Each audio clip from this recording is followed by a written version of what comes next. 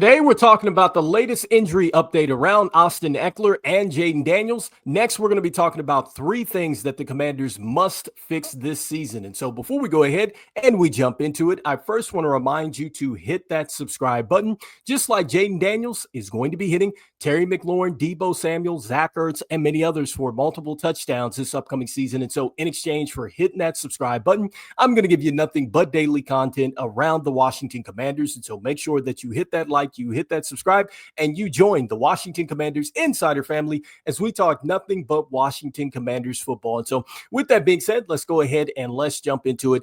And let's start with the latest injury update around Austin Ekeler and Jayden Daniels. And so if you've not got a chance to see this, this is a tweet from Ian Rappaport, and he says that the MRI did in fact confirm that Austin Ekeler tore his Achilles and he's going to be out for the season. And so, look, this is definitely a huge blow for the Washington Commanders. Obviously, somebody is going to have to step up. And I think that all three running backs are going to be in the mix to step up. And so I think that Chris Rodriguez Jr., Jeremy McNichols, and Bill are definitely going to be in the mix to replace Austin Ekeler and him not being out there this season. I think that an X factor for this team at the running back position would be Deebo Samuel. And so let's see if Cliff Kingsbury is going to use him a little bit more out of the backfield. I think that that is definitely a pivot that this team could also make as well.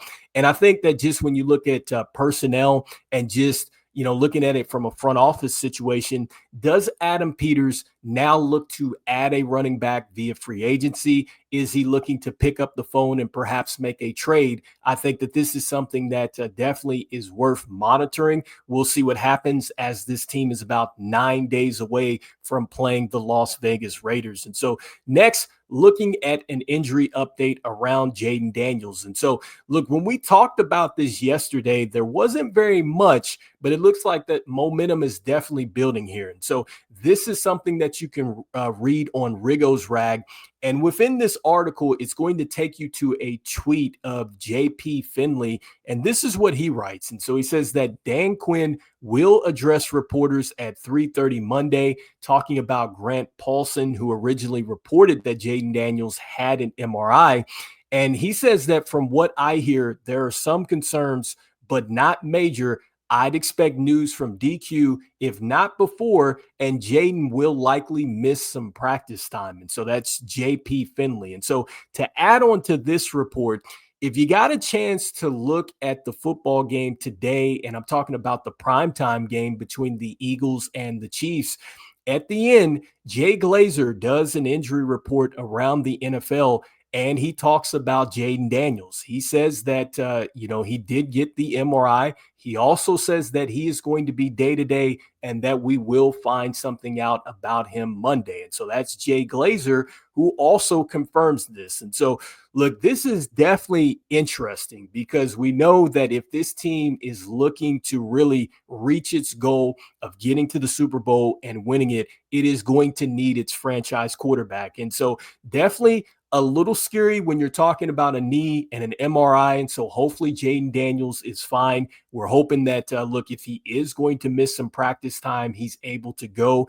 And it's not something that is going to impact his season because this is a guy that definitely can get mobile. We know what he can do with his arm and everything else, but those two things work together to make him a dynamic quarterback. And so definitely something that we are going to update as we get some more information around Jayden Daniels. And so next, I wanted to go ahead and jump into three keys that the Commanders will need to fix this season. And so, look, I know it is a small sample size because we've only played 2 games, but I think that there's enough here that you see that the Commanders are going to have to fix these things. I think that by fixing these 3 things, you're at least going to be in business for the rest of the season. And so the point number one that I found out of just the first couple games is going to be winning on money downs, because the Commanders were 5 of 16 on third down against the Packers and 1 of 3 on fourth downs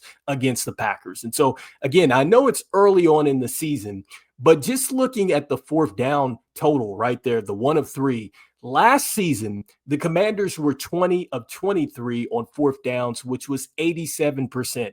Now, I'm not saying that the Commanders are going to be that high this season, but when you're already not converting like that on a fourth down, in the first 2 games like that, I wonder, what the outlook of the season is going to look like. And I think that this was something that was huge for the Commanders.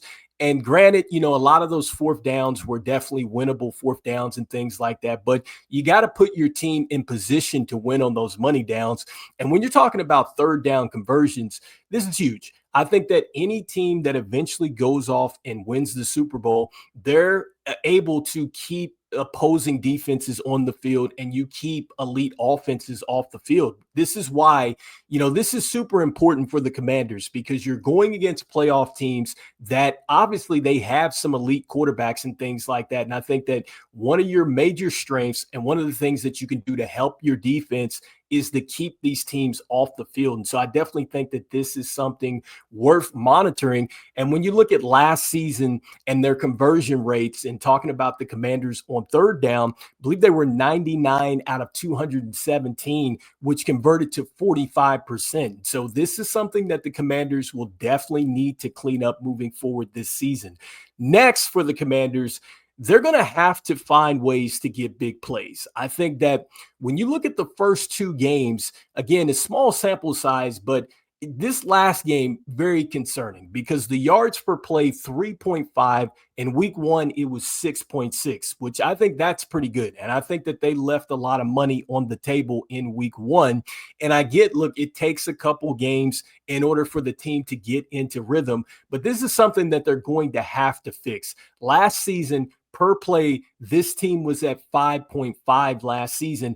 And I just think that when you looked at that Packers game, there just wasn't enough big plays. And I think that, look, I love the fact that the Commanders can really go out, they can milk the clock, and then, they can end up winning the time of possession and everything else. But I think that one of the things that makes this team really, really special is its ability to hit on deep plays. It's the ability to stretch a defense vertically.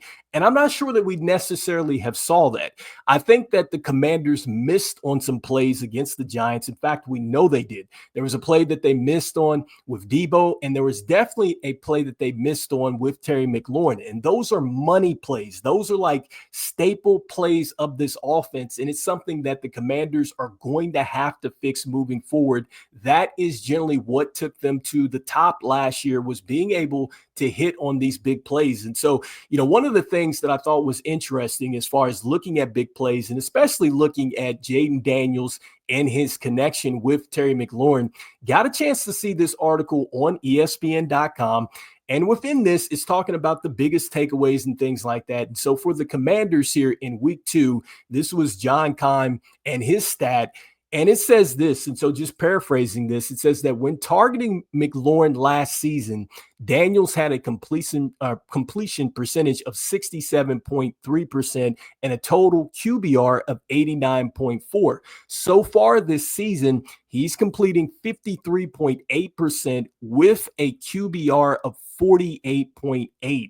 He also mentions that the pass protection hasn't been great, so some of those shots aren't available. So talking about the plays down the field, but maybe McLaurin missing camp due to the contract situation could have impacted their timing and rhythm. And so, that is a stat that was in that article. And so, look, that kind of goes into the point that I'm trying to explain here, is that the team has to get back to making these big plays. And so hopefully, we're going to see Cliff Kingsbury kind of open up the playbook a little bit more, because that's what you're going to have to do, make or miss. And so even if you're missing on these things, you still have to make sure that the defense is even thinking about it. And I'm not sure that they were thinking about it against the Green Bay Packers. And so next, I think one of the last points that the Commanders are going to have to clean up here is the penalties.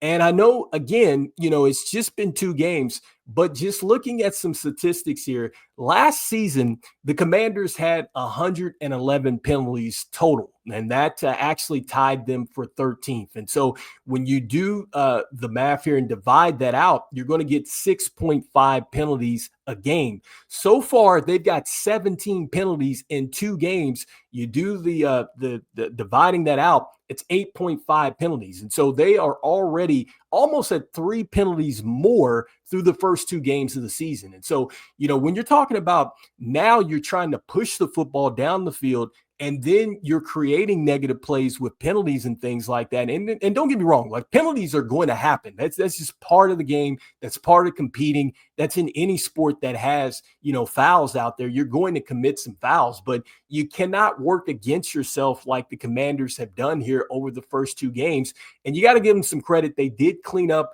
a bit of that from the first game and got the penalty yardage down and everything else. But still, you want to play some more clean football games, because really now when you're going against the elite competition that this team is going to be going against this season, and really just the minor details could be the difference between wins and losses.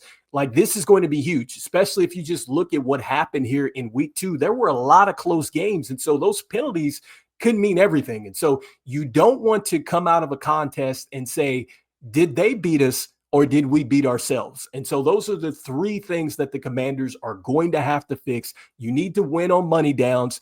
You need to open up the playbook and start to get some big plays. And you want those yards per play to get back to where it was a season ago, if not better, because I definitely think that this team has the personnel to do so. So once again, 5.5 yards per play last season. And then when you look at the penalties right now, this team is on pace to get 8.5 penalties a game versus the 6.5 that they had a season ago. And so anyway, you guys, let me know in the comments what you guys are thinking about these 3 keys to improve on. Also, too, let me know what you guys are thinking with the latest injury update around Jayden Daniels and Austin Ekeler. Once again, still haven't heard anything official from the team, but there are more reports that are surfacing that Jayden Daniels did, in fact, have to get an MRI. And so we will find out some more information about this Monday. We'll definitely be talking about that. And so anyway, you guys, let me know in the comments what you guys are thinking. And as we always say, go Commanders. And I will see you guys on the next one. All right, peace.